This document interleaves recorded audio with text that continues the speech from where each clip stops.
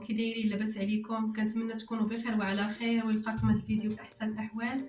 فيديو جديد فيه واحد شويه د الحداقه، واخا راه كلكم حادقات ما شاء الله عليكم. كتبقى فقط افكار كنشاركوها مع بعضياتنا وصافي. اليوم ان شاء الله غادي نوجد معكم واحد الخبيزات تيجيو زوينين، تنتمنى ان شاء الله تجربوهم.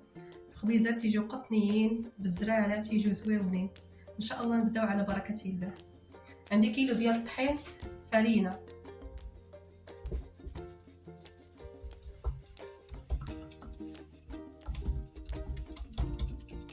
عندي زلافه ديال الطحين اصفر، يعني الطحين الفينو. تجربوا البنات هاد الخبيزات على ضمانتي، تيجيو زوينين. شي حاجه زوينه توجدوها في هاد رمضان، تجي زويونه. عندي شويه ديال الملحه تتبقى على حسب الاذواق، يعني كل واحد كاين اللي تيبغي الملحه، كاين اللي تيبغي يمسو شويه. عندي معلقه د العسل،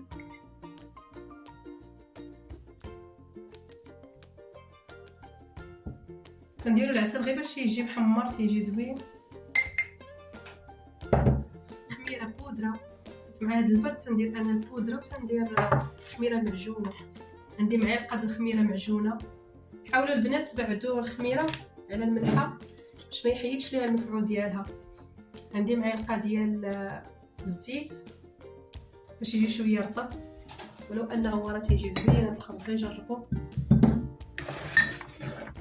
نبداو ان شاء الله على بركه الله.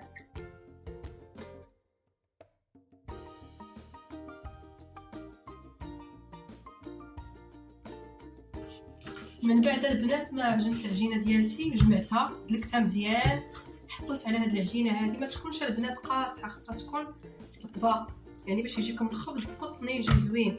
خليها تخمر ان شاء الله، ونرجع معاكم كيفاش غادي نشكلها ونزوقها ان شاء الله. من بعد ما خمرت ليا العجينه ديالي، شوفوا البنات كي دايره خفيفه، يعني خص العجينه تكون خفيفه. غادي نشكلها كويرات. ديروا الحجم اللي بغيتو نتوما د الخبز، انا غنديرو صغيور.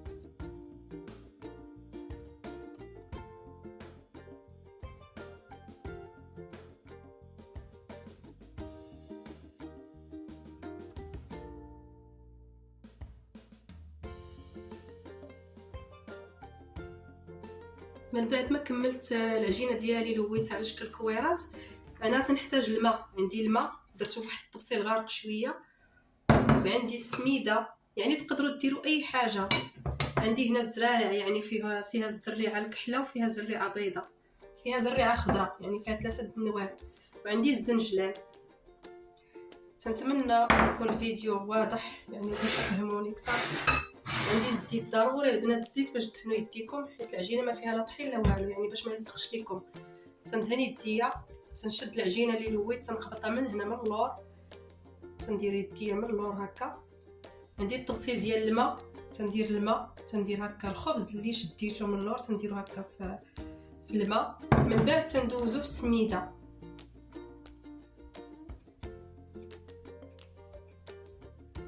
علاش الماء البنات؟ باش ديك السميده تلصق، يعني ما تحتاجوا لا بيض لا حتى حاجه. تنتمنى يكون باين، لان مع الليل ما الضوء ما عاطيش حق التصوير. تنقبض العجينه اللي صايبت من اللور، تنديرها في الماء. تنتمنى تكونوا فهمتوني. عندي الزريعه اللي وريتكم، تندير في هكا، تنمرمدها في الزريعه. يعني هاد الماء غير باش يقبط لينا الزريعه، يعني ما ديروش البيض انا جربته ما عجبنيش. المهم هكا تيجيو زوينين.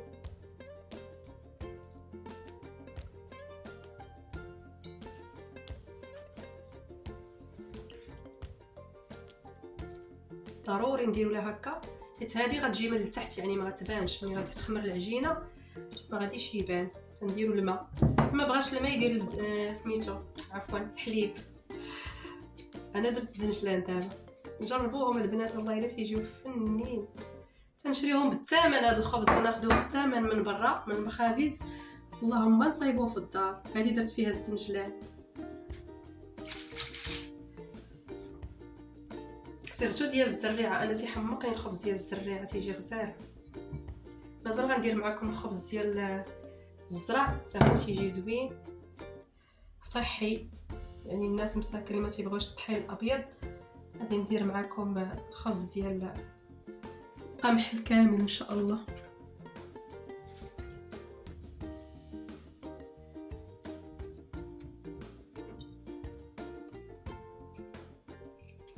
استمر هكا حتى نكملهم كاملين. انا البنات ما غنقرصهمش، يعني اللي بغات تقرصهم تقرصهم، انا تيعجبني الخبز شويه بين وبين، ما يكونش غليظ بزاف. بس انا درتهم غير صغيورين، يعني راه صغيورين بزاف.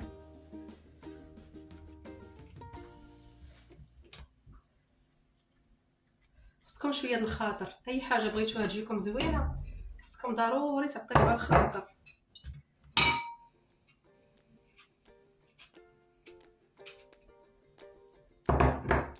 يعني الزريعه ما تحيدش نهائيا، واخا يطيب في الفران تبقى ديك الزريعه قابطه حيت درنا ليها الماء. بغيتو ديروا الحليب ديروا الحليب ماشي مشكل. انا وفرت عليكم ما تضيعوش البيض، يعني ديروا غير الماء.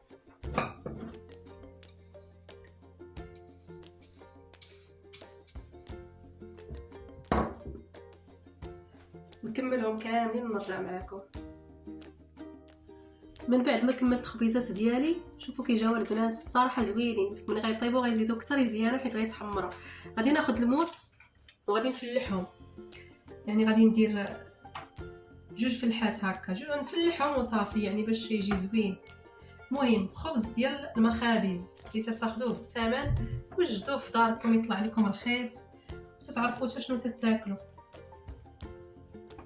يعني ها هو ديال السميده، ديال الزنجلان وديال الزرارع. بغيتو ديروا البلبوله، عندكم البلبوله ديروها، بغيتو المهم اللي كاينه واحد الزريعه تتباع في اكسيون حتى هي غزاله. دابا ناخذها نجربها معاكم، يعني في الخبز فيها كل شيء. المهم كافكار وصافي تنشاركها معاكم. تنتمنى اللي جربات شي حاجه تقولها ليا، لانكم لا جربتوا شي حاجه وصدقات غتزيدوا تشجعوني اكثر. المهم ضروري تفلحوهم صافي. بغيتو تقرصوهم البنات قرصوهم، انا ما تيعجبنيش سيرتو هذا الخبز اللي تيكون صغير وراه درتهم صغيورين، يعني ما عرفتش واش باينين لكم في التليفون ولا لا. ما تيعجبنيش يكون رقيق، يعني خبيزات صغارين لما نقرصهم باش يجي زوين، باش يجي الفورمه ديالته زوينه. المهم انا غادي نخشيه في الفران حتى يخمر ونشعل عليه ان شاء الله نطيبو. البنات انا عندي واحد الفكره كيفاش نحتفظ بالربيع والقزبر ديالي باش يبقى خضر، يعني ما تنديروش في الفريغو، يعني تنقطعو تنديرو غير في الثلاجه عاديه، تيدي ليا تقريبا سيمانه اسبوع، ويعني تيبقى في اللون ديالو تيبقى زوين تيبقى طري. من بعد ما نقيت الربيع ديالي لان تيكون فيه داك العروشه صفرين، غادي نغسلو بالماء والخل وغادي نسقطرو مزيان. من بعد غادي نوريكم كيفاش نحتفظ به في الثلاجه باش يبقى زوين، يعني تيبقى ناتير، تيبقى اللون ديالو خضر، ما تيتبدل ما حتى شي حاجه. تدي لكم تقريبا الاسبوع في الثلاجه. انا عندي الخل ديالي تندير غير الخل الابيض.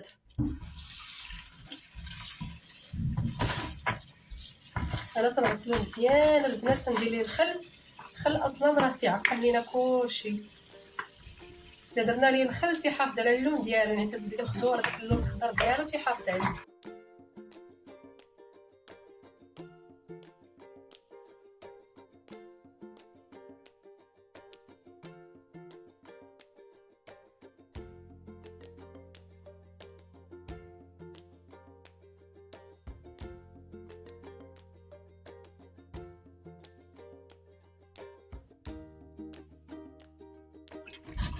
غادي نوريكم كيفاش غادي نغسلو مزيان وغادي نسقطرو وغادي نقطعو، غادي نوريكم كيفاش تنحتفظ به في الثلاجه.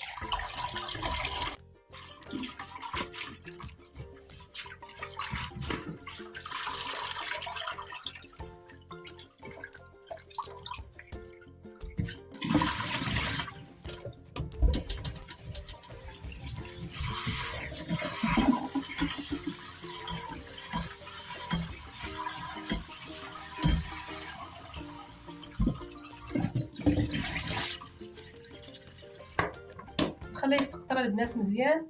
ان شاء الله غادي نقطعو نوريكم كيفاش نحتفظ به. من بعد البنات منشف ليا الربيع ديالي مزيان، تنأكد نشفوه من الماء مزيان باش يبقى لكم السيمانه كامله، يعني يبقى مزيان ما يغمرش لكم. غادي نقطعو غير شويه يعني باش نديرو في الهاشوار. غادي نقطعو مزيان ونزيد ليه الملحه. ضروري من الملحه تطحنوها معاه، يعني الملحه ديروها مع الربيع.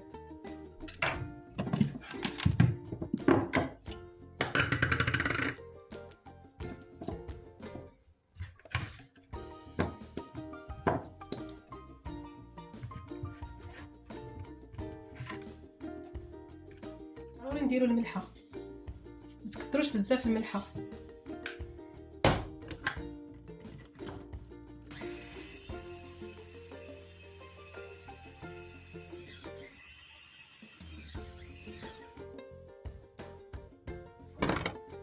البنات من بعد ما طحنتها غادي ندير ليها الزيت. ضروري من الزيت هو اللي تيخلي لينا الربيع ديالنا يعني مزيان ما تيضيعش.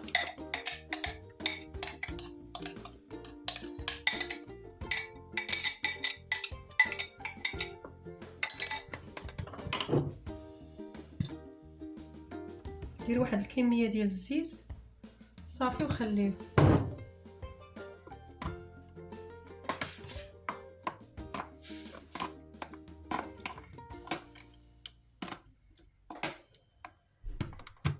ملي وجدت الربيع ديالي دابا غندوز نصايب واحد الطويجين تيجي زوين بالبصله والزبيب.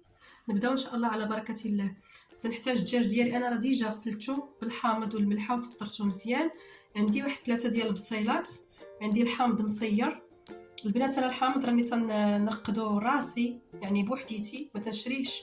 المهم انا دابا نوريكم كيفاش تنصايبو ونوريكم كيفاش تنحتفظ بالثومه، يعني باش ما تضيعش ليا كميه كثيره ما تنديرها لا في فريغو لا والو، يعني غير في الثلاجه عاديه. المهم ان شاء الله دابا نشاركها معكم. غادي نطحن البصله ديالتي مع الثومه والحامض. الحامض البنات راه حيدت ليه الزريعه، ما فيهش، حيدت ليه الزريعه باش ما يجيناش مر. طريسات ديال الثومه 3.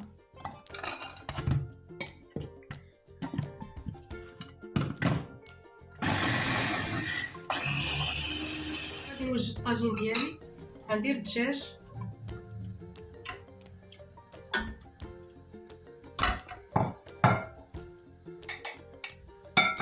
هذيك البصيله البنات اللي طحنت مع الثومه والحامض مصير غنديرها حتى هي من الفوق. ما غاديش ندير الملحه لان الملحه ديجا انا راه درت الحامض مصير، وعندي الربيع اللي طحنت وجدت معكم حتى هو راه فيه الملحه، يعني انا الدجاج ديالي ما غنديرش فيه الملحه نهائيا.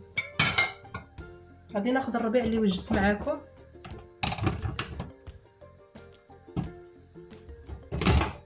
الربيع اللي وجدنا راه فيه الملحه يعني ما ديروش الملحه.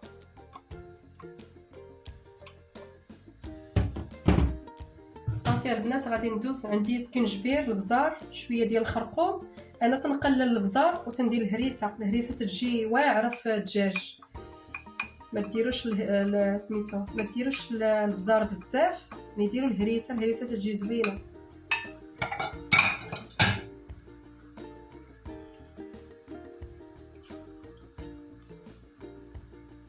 غادي نخليه يتقلى شويه. من بعد غنزيد ليه كاس ديال الماء ونخليه حتى يشرب داك الكاس ديال الماء اللي زدت ليه. عاد غادي نزيد الكميه اللي تندير انا ديال الزيت، يعني انا ما تنكثرش الزيت بزاف في الماكله. عاد ندير الزيت لان الا درنا الزيت في الاول الدجاج ديالنا ما تيشربش العطريه، ما تيجيش زوين. داك الزيت ما تيخليش الدجاج يشرب العطريه. نديرو كاس ديال الماء، من بعد عاد نديرو الزيت حتى ينشف لينا من الماء ونزيدو الزيت. انا تنشرح لكم لان كاينين بعض البنات يتفرجوا فيا قال لك خصك تبقاي تشرح لي مزيان. انا اختي تنشرح لكم مزيان باش تفهموا شنو تنقول لكم.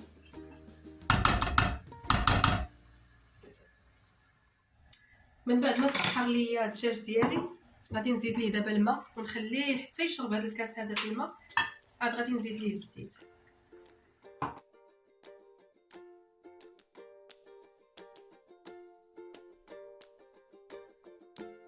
دابا غادي نزيد الزيت. زيدوا القياس ديالكم.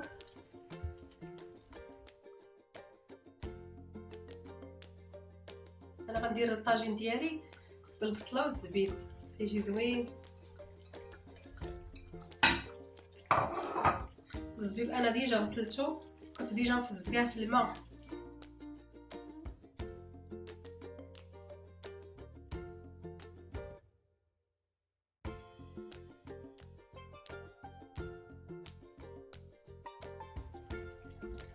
ديروا القرفه شويه فوق البصله والزبيب تجي واعره. ما غنزيد ليها البنات لا ماء حتى شي حاجه، صافي غيطيب هكا يعني حتى يطيب ونوريه لكم ان شاء الله. انا عندي واحد الفكره ديال الطاطا باش تجينا مقرمشه. انا من بعد ما قشرتها غادي نقطعها طويله،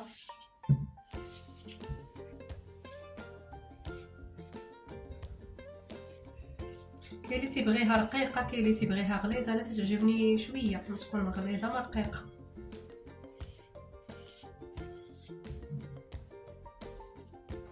المهم تنتمنى الفيديو يكون شارح راسو.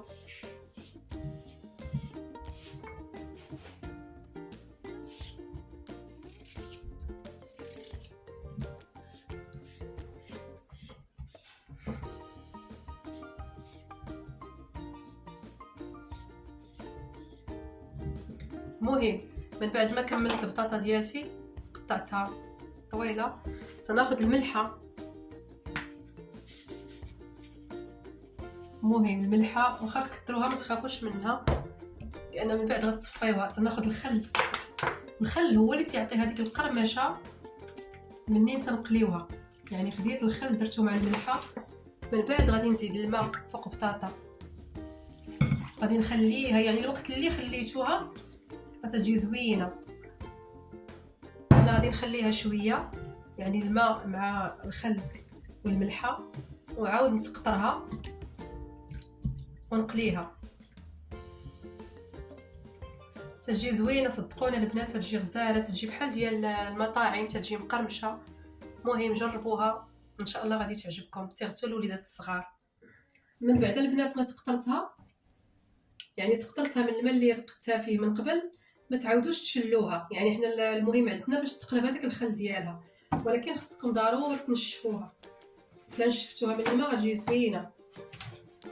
يعني ضروري تاخذوا اللي عندكم زيف ولا باش شنو تستعملوا في كوزينتكم ونشفوا البطاطا، نشفوها من الماء مزيان. انا درت الزيت ديالي انا نورمالمون ما تنقليش بطاطا، تنديرها غير في الفريتوز ولا الفران، ولكن ماشي كلشي عنده الفريتوز. انا غنديرها في الزيت يعني قدامكم باش تشوفوا كيفاش تجي.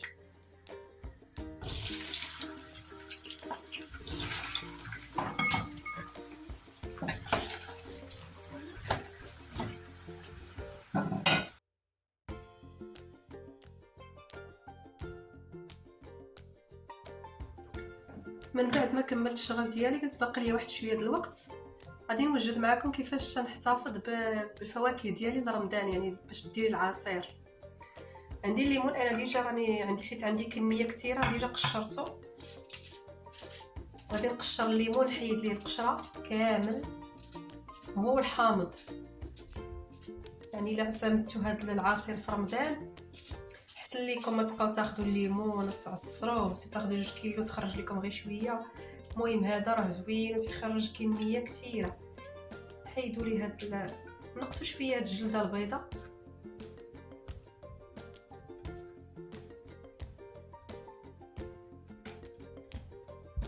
غادي نوريكم كيفاش نحتفظ بالفريز تيبقى اللون ديالو زوين، والبنان كذلك حتى هو. مرات تلقاوه رخيص تناخذوا كميه كثيره ولكن تيضيع تيولي البنان كحل في الفريغو، هو تيجي في العصير زوين. غادي نوريكم كيفاش تحتفظوا به. انا تيبقى عندي اللون ديالو يعني ما تيتبدلش، دير به العصير تيجي اللون ديالو زوين. كنت غنخليه صراحه حتى الغدا ولكن قلت مازال عندي الوقت صافي ساليت شغلي اللهم نحيدو عليا.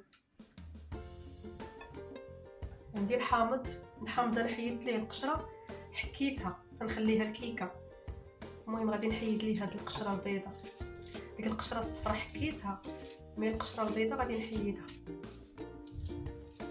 هذا الحامض هو اللي تيخلي لينا العصير يعني في اللون ديالو ما تيتبدلش.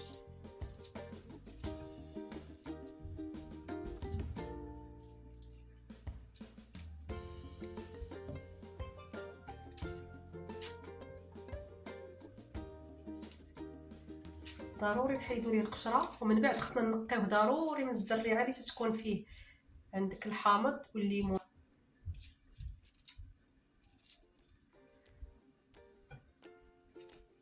دابا تبارك الله الليمون موجود، الحامض موجود، كل شيء موجود.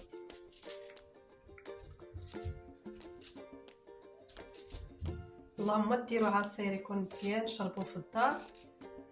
تعرفوا شنو تشربوا ولا تشربوا ديال السوبيرات؟ انا نفضل نصايب شي حاجه في الدار احسن ليا من نشريها. غادي نقطع الليمون ديالي طرونش، ضروري كي قلت لكم نقيوه من العظم. كل 4 ديال الليمونات غادي ندير فيهم حامضه، يعني اللي غنخزن في الميكا ديالي غندير 4 الليمونات، حسبوا 4 الليمونات وحامضه. يعني ها ندير معكم الليمون هو الاول.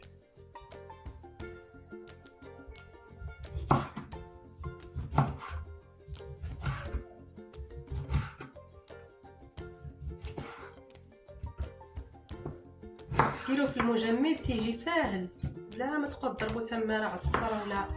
المهم انا غنوريكم مني غنكمل هذه الكميه غندير به العصير. غندير العصير قدامكم وغتشوفوا كيفاش تيجي.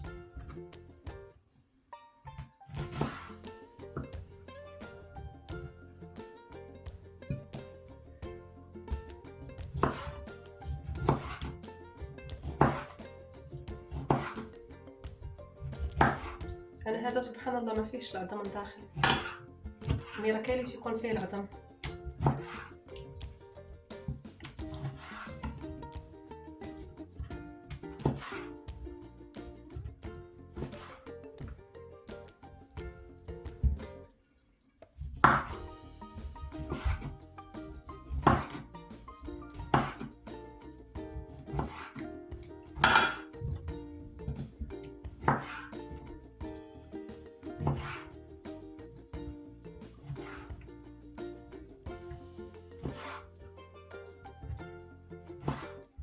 هما 4 الليمونات غنزيد معاهم حامضه، غادي نقطعها ونزيدها معاهم. المهم انا هذا القياس اللي تندير كل 4 الليمونات تبارك الله تيخرج ليا ملي تنعصرو، ملي تنطحنو ملي تنطحنو راه تيخرج ليا واحد الكميه كثيره. المهم ها العظومه البنات ضروري خصنا نحيدوا العظم، ضروري نحيدوا العظومه لان هاد العظومه راهم مرين يجيكم العصير مر.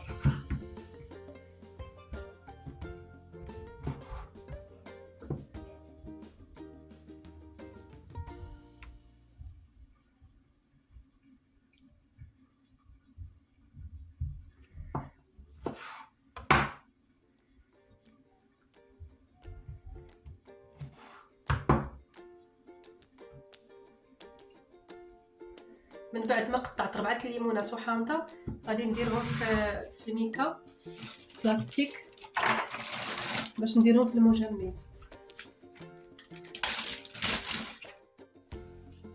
من بعد غسلت الفريز ديالي مزيان بالخل، خليته تقريبا واحد نص ساعه في الماء والخل. والله البنات كنت تشوفوا شنو خرج منه، يعني ضروري تغسلوا الفريز، سيرتو الفريز لان تيبغيو الوليدات الصغار تيكون فيه لي برودوي، ضروري غسلوه مزيان. انا غسلته مزيان بالخل. المهم خليوه شويه في الخل عاد غسلوه. من بعد ما تسقطر ليا مزيان انا نوريكم كيفاش نحتفظ به باش يبقى في اللون ديالو، وان شاء الله غادي نديرو في المجمد يعني اللون ديالو ما غاديش يتبدل حتى لا درتو به العصير تيبقى هو. غادي نقطعو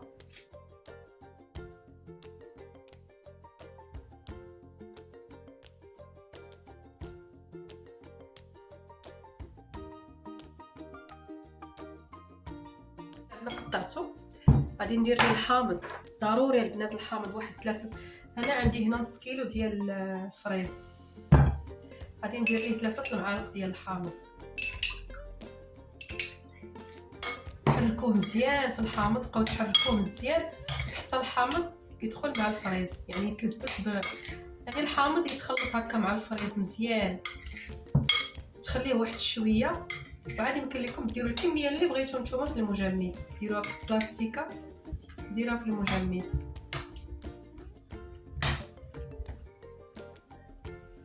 عندي البنان البنات، حتى البنان حتى هو سنحتفظ به في المجمد تيبقى في اللون ديالو. غادي نقطعو حتى هو دوائر صغيره.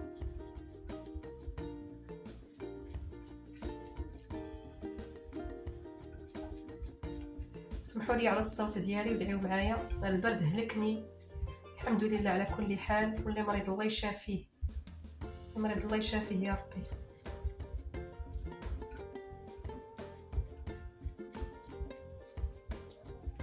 المهم قطعت البنان ديالي، هو غندير ليه الحامض، هو تقريبا عندي شي نص كيلو هكاك. المهم انا غير نوريكم وصافي. نتوما راه ديروا الكميه اللي بغيتو. 3 المعالق ديال تقريبا نص كيلو ديال البنان فيه 3 المعالق الحامض. المهم انا نرجع معكم باش نوريكم العصير. من بعد ما كملت كلشي انا غادي ندير الحامض ديالي والليمون اللي قطعت باش ندير معكم العصير قدامكم تشوفوا كيفاش تيجي.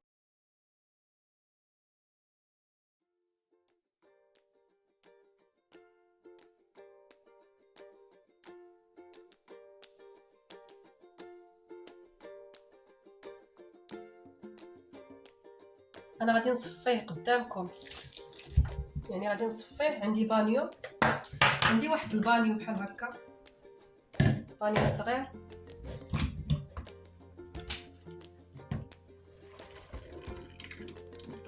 تنصفيه باش نحيدو من هذيك الجلد.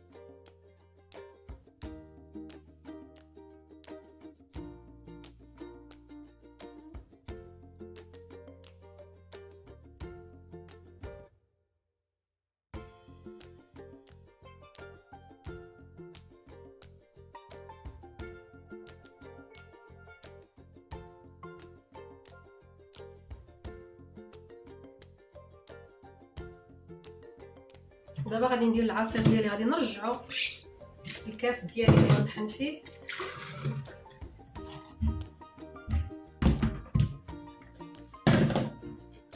غادي نزيد البنان والفريز،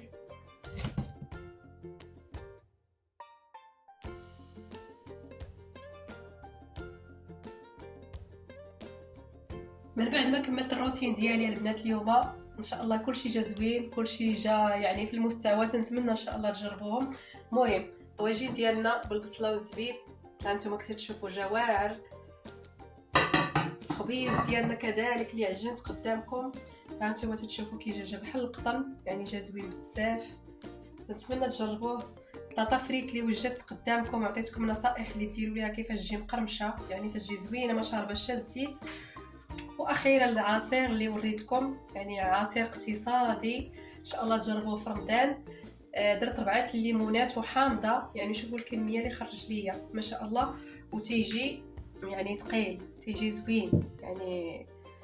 مهم بغيتو نتوما ديروه ثقيل، بغيتو ديروه خفيف، انا تيعجبني بحال هكا. شوفوا ما شاء الله كيفاش جا غزال.